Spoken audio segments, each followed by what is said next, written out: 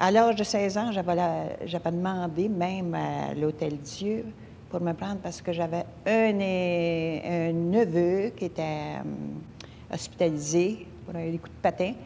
Et puis, c'est l'uniforme que je trouvais joli, premièrement, femme blanche. Puis après ça, j'ai demandé ça. Vous êtes bien trop jeune. Elle dit, pourquoi vous n'entrez pas religieuse? J'ai dit, non, pas religieuse. J'ai dit, je vais faire une garde malade. C'est une garde malade, on ne parle pas d'infirmière dans ce temps-là. Quelles étaient les conditions de travail au début? Les conditions de travail, c'était 12 heures de service par jour, c'est-à-dire soit le jour ou la nuit, de 7 à 7, de 7 à 7 le soir, de 7 à 7 du matin au soir. Et puis, si on était à la salle d'accouchement, souvent, on faisait du 24 heures. Ça arrivait, ça. On avait 2-3 cas d'accouchement.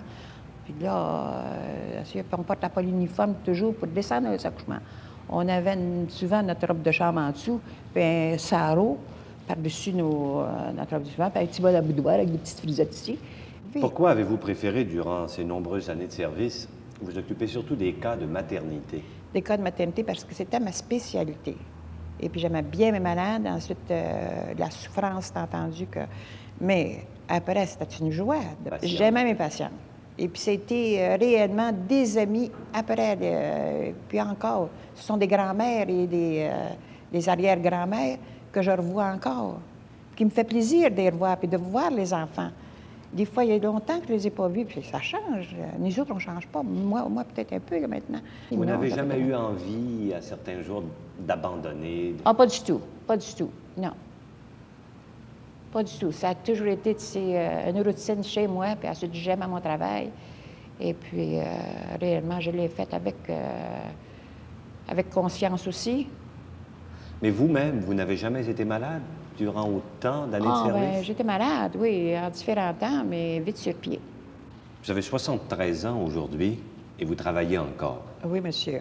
Qu'est-ce que vous faites? Qu'est-ce que je fais? Je suis allée dans une école d'auxiliaires, d'élèves, femmes des élèves auxiliaires à l'hôpital Jean Talon, qui se trouve une école à part de l'hôpital, séparée de l'hôpital.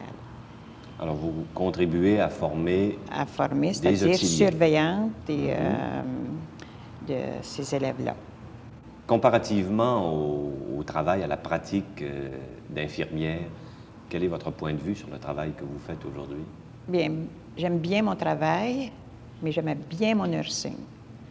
Mademoiselle Lafranchise, quand avez-vous l'intention alors de prendre votre retraite?